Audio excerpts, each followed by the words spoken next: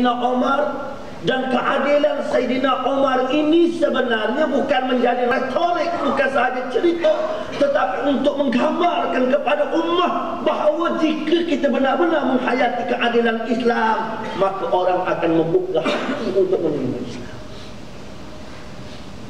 Sayyidina Umar satu malam dia berjalan, tiba-tiba dia terdengar tangisan yang sangat bising dalam satu rumah, mengganggu malam yang sepatutnya tenang, tapi rumah ni riuh rendah dengan tangisan.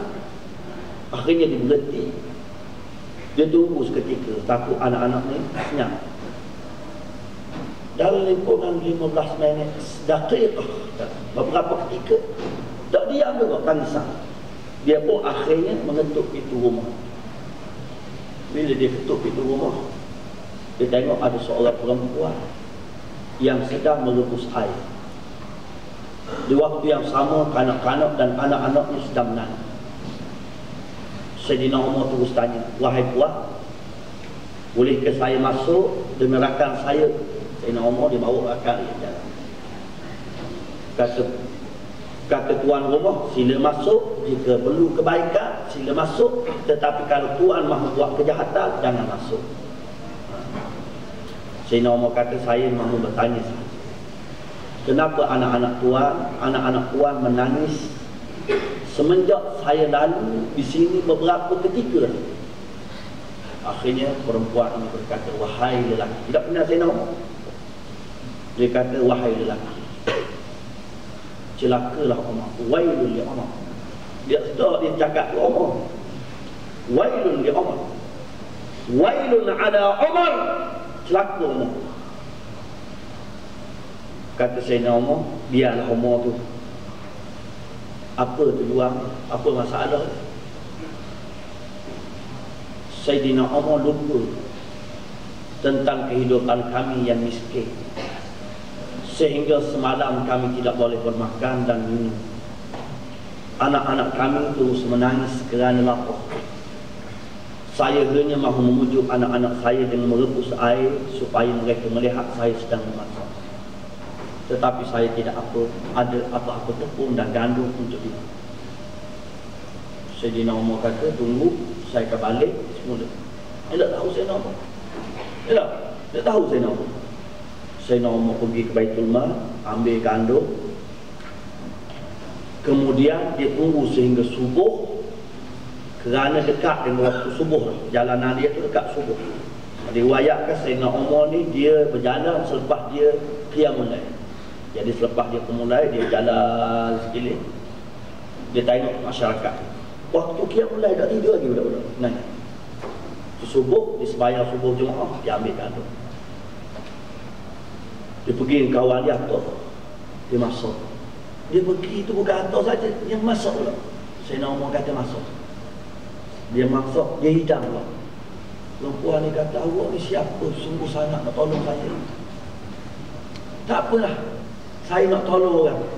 Awak akan kenallah saya jika awak bertemu dengan Sayyidina Umar."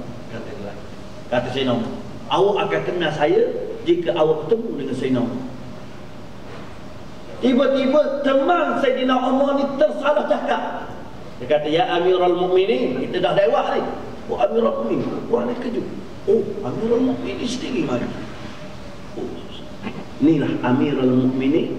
Bila makan di rumah dia, ada lebihan sehingga Hafiz Ibrahim mengeluarkan syair, "Ju'ul khalifati wad dunya biqabtati fi zuhdi manzilatu subhanihi muwalliha yawmun ishtahat zawjuhul halwa faqala laha min ayyin li tamanul halwa fa ashriha wa atat ba'da khamsin wa hiya hamilatun durayhamatun lituqda man tashtahiha wa yali ala Umar yarda bimawfiyatin ala al-kafaf wa yanhi mustazidiha ma zada an qutiha fal muslimuna bihi awla faqumi li baitil mali ruddiha."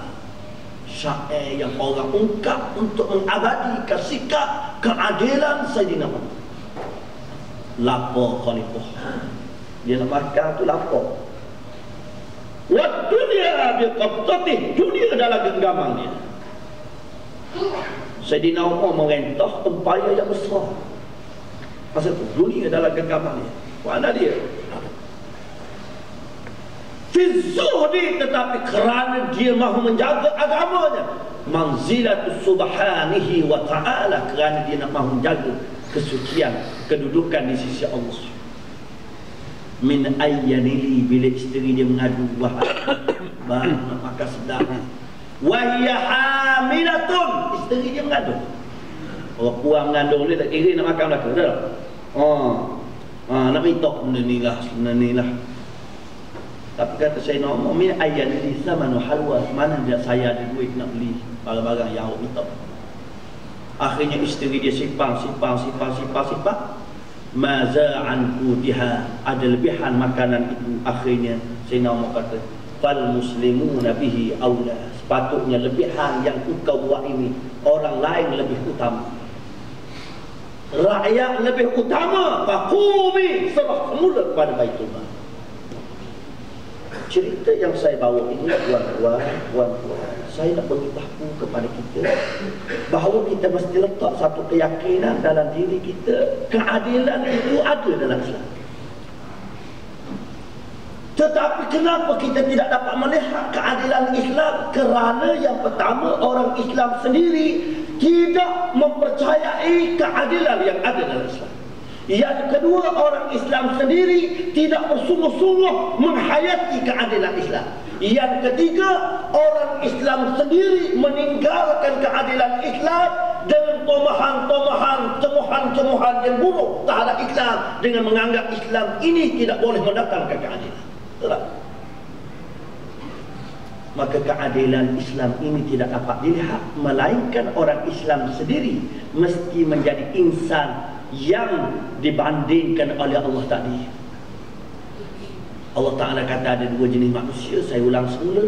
Ada manusia yang bisu, dia hidup mendiam diri. Apa yang berlaku dalam masyarakat, yang penting saya duduk ke LCC dah, makan dah. Boleh elah, boleh. Naik kereta, bini ada rumah. Orang butuh rumah ke, butuh masjid ke, rapah tanah ke, pembahagian yang tidak adil, bukan saya. Yang penting saya boleh beli gula walaupun harga 20% saya naik. Tak salah. Ataupun menjadi insan wa huwa ya'muru bil adli ala siratin mustaqim. Dia terus duduk atas jalan lurus panduan Allah, mengajak manusia memahami keadilan Islam. Mudah-mudahan tuan-tuan, dalam masa yang singkat ini, saya nak mengajak satu-satu